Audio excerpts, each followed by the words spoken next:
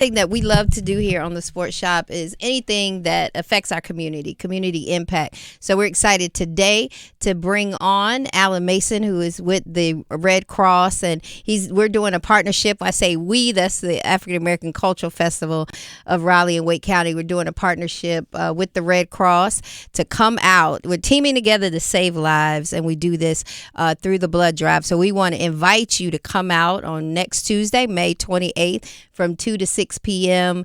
at Chavis Community Park, and we want you to come on out and support us. And so we're excited to have Alan here today to talk a little bit more about the Red Cross, and then we're going to end it with a little sports. But good morning, Alan. Hey, good morning. How's it going? Oh, man. Welcome, brother. I am so glad to be here. My first time on a sports talk show, so this is exciting for me. Yes. As an ex-athlete. X being the major word there. Okay. knees can't really hold up. Can't do it no more. Yeah. But I cannot come on a talk show. We're gonna start. We're gonna start. Okay, Steelers talk. That's right. Yeah, I cannot come on. Yeah, I'm a Steelers fan. I cannot come on a talk show. I know Tomlin's gonna be in town this weekend. Yeah, we got the Tennessee Titans chaplain in the building today. So I'm asking him to pray for Mike Tomlin this season as we go into these last 8 games. I think the NFL is this is conspiracy theory. Trying to set my boy Mike Tomlin up. They trying to set him because the schedule is jacked, man. Man, listen, you're right about that. The last 8 games, we got Joe Burrow twice. Okay. Deshaun Watson twice. Okay. Lamar Jackson twice. Okay. Jalen Hurts and Patrick Mahomes. We got a 4-day break between between Lamar Jackson and Patrick Mahomes. So it's Christmas. A setup. Yeah, it's a setup. It's a setup. I agree with you. What you got, Matt? Well, I mean, did you complain about last year's easy schedule that let you limp into the fact that you didn't have a losing season? You didn't complain about that. See what I'm saying? Yeah. But it's always a guy like this. Glass half full, half empty guy. Yeah, you know what I mean? You know what I'm saying? I mean, you can't get it all at the end of last year and expect you don't have to pay this year. Well, listen. You got to pay. It's 8 games at the end of the season. Somebody going to be hurt on somebody's team. That's what I'm hoping. No. So we can limp through this thing and get us another winning season. We going to the playoffs, man, and we going to, you know what? This is the year that's going. Why can't you just be good enough to beat those teams? That's what we're going to do. Okay. That's what we're going to have to do. You know what I mean? It's still a setup, though. But let's jump into it. Let's talk about saving lives, man. He came off the top on that one. If you need additional help, you got Russell. Yeah, we do have Russell. I didn't have Russell. I mean, I met Russell before, and I think his wife was taller than him. But she had on heels. I know. No. But I saw him standing next to Justin Fields. Yeah. Mm-hmm.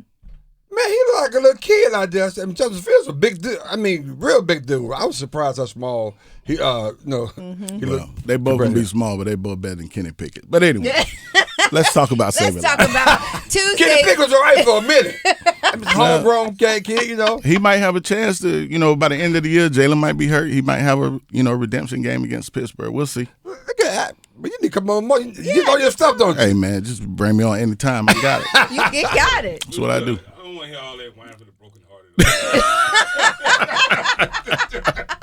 You get your heart broken every year. Don't come in with that. Well, we're going to get to Tuesday. What's happening on Tuesday? We're excited about this blood drive. Yeah, absolutely. We have a blood drive. We're teaming up with the African American Cultural Festival, along with some other promoters in the area. And this is something that we've been doing across the nation with our sickle cell initiative. We started our sickle cell initiative back in 2021. Our goal is to triple the number of African American donors by the end of 2027. So we're partnering with a lot of organizations across the country, and a lot of organizations you're familiar with, the D9, so the Pan Atlantic Council, Jack and Jill, the AME churches, NAACP. We currently have over 40. We're at 40 HBCUs with students on campus. 40 HBCU ambassadors. Oh, that's awesome! That are actually getting scholarship funds to help us educate students on campus about sickle cell, as well as help us host blood drives on campus. And the reason that's so important, we have about 100,000 people in the United States that suffer from sickle cell disease.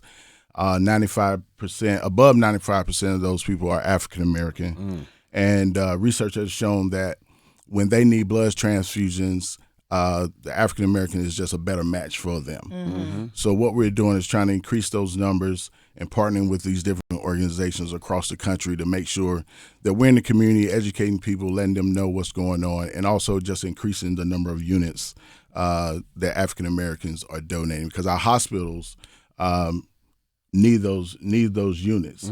So one of the really interesting things about it is that the most used blood type is O positive. So O negative is what we call the universal blood type, and it's used in a lot of ERs, on rescue squads, things like that. So the O negative, anyone can use that in a transfusion, no matter what your blood type is. So if you're O negative, we call you superhero, right? Because we can. That's a universal blood type that we can use for transfusions. But the most used blood type is actually O positive. The interesting thing about that is that African Americans and Latinos have a higher percentage of O positive than anyone else. So it's amazing that this industry for so long has not reached out to our community. That's right. Because we're at about 50% for African Americans and Latinos. Latinos slightly over, like 53. African Americans around 47, 48. And then when you look at Caucasians, they're around 37%. So if this is the most used blood, then obviously we need to be in our community making sure that we're reaching out to our people. Absolutely. We're talking to Alan Mason with the Red Cross. One interesting fact that I found out, I always try to pick out fun facts, is that every pint of blood that we collect saves 3 lives. Yes. So every pint of blood we collect can save multiple lives because they can split those blood products up to help people that may need it. So cancer patients, sickle cell patients, automobile accidents, whatever it may be. We can take that blood, split up into different units, plasma, whatever it may be, to make sure that we're helping patients. Yeah. So every 2 seconds in the United States, someone needs a blood transfusion. Man, just having a great conversation with Alan Mason with the Red Cross, and you're involved nationwide, not just locally, right? Yeah, absolutely. Yeah. I personally am over the Southeast. Okay. Southeast and Caribbean, but I work with our partners all across the United States to share best practices. Obviously, in the Southeast, we're heavy with HBCUs and also African Americans. So when you look at places like Atlanta and down to Alabama, Mississippi, things like that. So yeah, we're all. I'm from Alabama, so that's really important to me. Particularly Alabama, and make sure you get an ambassador down there. We do have one there. We actually do one for the class. We do a big blood. Yeah, we do a huge blood drive. I mean, don't you want to take me down there with you when y'all go down there for that? I tell you what, I'll sign up to walk around and hand out the pamphlets at the classic. But see, that's the thing, right? Because we do have a lot of people that are like, hey man, I'm scared to donate. I don't want to donate, and all that. Just help however you can. You know, whether it's handing, like you said, handing out pamphlets, handing out information. Now, I may be in a few of those RVs a little longer than most because it takes me a while to get everybody in there. Yeah, I bet. What's in the RV? Exactly. It may be. I may be out on the grill with a couple of people, but you got to build a relationship. Absolutely, and it takes time. Got to build a relationship, Matt. Over real. It does. Build relationships over real. Over real. Some of my people, that's how it is. I like that. But I do love the messaging. I love the fact that you continue to reach out and get HBCUs and minorities to participate in giving blood. So but you having this opportunity, like you said, sharing with other organizations and other parts of the American Red Cross, and talking about blood giving. What's probably the thing that surprised you the most, really, as being a part of this process or being a part of blood drives with the Red Cross? What kind of shocked you? Said, man, I really just did not know that. Well, I actually just went over one of those, but I'll tell you a quick story. So I've been in the blood industry since 2019. During COVID, we were having a big blood drive. I was involved with a big blood drive out at PNC Arena where the Canes play. And this was during COVID, so to come out the house to go to a blood drive was kind of like going to Disney. Everybody just wanted to get out the house, right? Right.